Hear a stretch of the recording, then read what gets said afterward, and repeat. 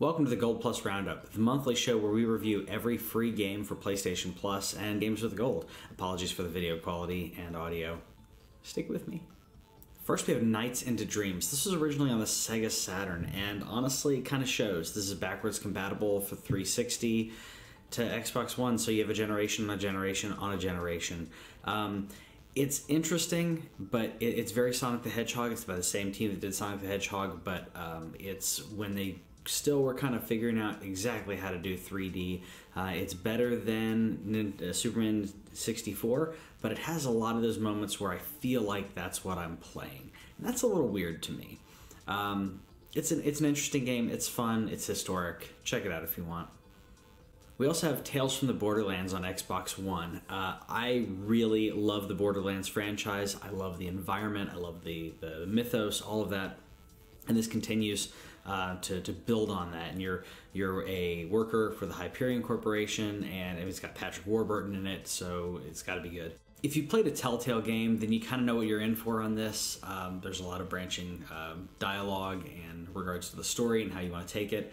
Overall, I had a blast. We also have Trackmania for Xbox 360, which was a fun racer. It kind of bridges the gap between a kart racer and a simulation. Or I should say arcade and simulation. It's over the top and it's simple enough to play that you probably have fun with it. If you like racing games, I think you'll enjoy this. I also think this is a little more forgiving for the younger audience. I think they'll enjoy it a lot more than some of the other like Forzas and those kind of games. It's forgiving enough, but challenging enough for 8-10-year-olds or so. Then we're on to Deadfall Adventures, and I'll be honest, this was my biggest disappointment for the month. Deadfall Adventures is a first-person shooter adventure puzzle game. It's an Indiana Jones-esque, Uncharted first-person shooter, I guess is kind of how I'd put it.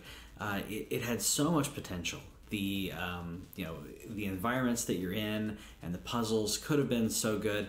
Some of the puzzles aren't quite that intuitive, but the worst part is not the intuitiveness, but the game bugging out and not letting you get any further in the game. That, unfortunately, that was a deal breaker for me. Twice I had to restart the game from scratch, from the beginning, to get back to where I was to hopefully not get the bug again. And the second bug that I ran into, I got 3 times in a row. So I spent way more hours on this game than I wanted to spend, and it really irritated me because I thought this was going to be one of my favorites, and it wasn't. Next up, and on to the PlayStation side of things, we got Bound for PlayStation 4. This is a beautiful, surreal experience where you control a dancer through various locations. There are parts that are scary, and there are actually 2 storylines going on, and the relationship between them is interesting. I'd recommend this for no other reason but just the art style. It's beautiful and it's wonderful. It's exactly what it was setting. It hit the mark and doing exactly what it set out to do. It's gorgeous, it's flowing, and it's a wonderful game. I highly recommend this game. Next up we have Worms Battlegrounds, and come on, it's Worms. What else do you want? The series has been going on for a long time, and they're usually pretty good, not stellar, but pretty good. This time the game includes a story mode, a single player bit, which is actually pretty fun. If you played it once before, you know that there can be some times when the odds get stacked against you, and it's much more difficult to win. But overall, the repetitiveness of the tropes within the series kind of get ironed out in this. It's kind of like doing it better each time, so it's pretty good.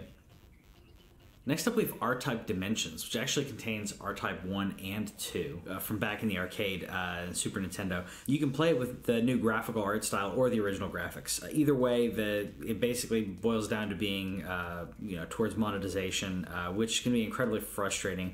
However, there is a new mode called Infinite, which allows you to play the game with as many lives as you want, as you need to practice. It's kind of a baby mode, but the bosses can actually get bored and wander off, which is kind of crazy to me. You could defeat a boss without actually defeating the boss, which is kind of weird. Overall, it's a good game, but it's just interesting that it has this kind of mode on it. We'd recommend this if you enjoy shooters. Also, if you have kids, because this is a little more forgiving, and especially with the infinite mode, you can really set them on the right track. Next up is Ragdoll Kung Fu, Fists of Plastic. I love Kung Fu movies. I love Kung Fu. I love martial arts. It's awesome. But this game is not. The game is garbage. When a fighting game is dedicated to jump button, you know something's wrong. It's full of unnecessary trick moves with the DualShock 4, making you shake it and turn it upside down in order to get things done. It's fun, but it's janky, and I'd rather just skip it. So just don't bother with this game. I think kids would even get irritated by this one. Next up, we have Dungeonpunks. And you know what? In a world where Dragon Crown didn't exist, this wouldn't be too bad. It's a passable fantasy brawler, but we've seen better many, many times. By the fourth mission, you end up repeating missions 5 to 6 times before your companions are strong enough to even survive. So it's way too much grinding for an adventure game like this. And if you're emphasizing the brawler aspect, you can't include this much grinding. It just isn't fun. Next up is Broken Sword 5, The Serpent's Curse, and for a point-and-click adventure, this is pretty darn good. Usually Double Fine does these the best, but this one really does well, and actually does pretty well on the Vita. It's fully voiced and works pretty well. I thought this might be just the first few chapters of a longer game, but that's actually it in the entirety. So episodes 1 and 2 are it. You can reveal the next step at any time, and the first hint is usually vague enough that you still feel a little clever when you figure things out. The humor can be a little stale, but overall, definitely worth an adventure on the Vita. I love adventure games, and I'm really glad to see more like this that aren't done by Double Fine. We need more adventure games by more companies because they're really fun, and they can be squirrely, but they're really great. So let us know in the comments what some of your favorite games this month were, and did you think that I was too hard on any of these games? Did Deadfall Adventures, was it really good for you? Because that was my biggest letdown. See you guys later. Thanks for watching This Week in Our Collective Heads.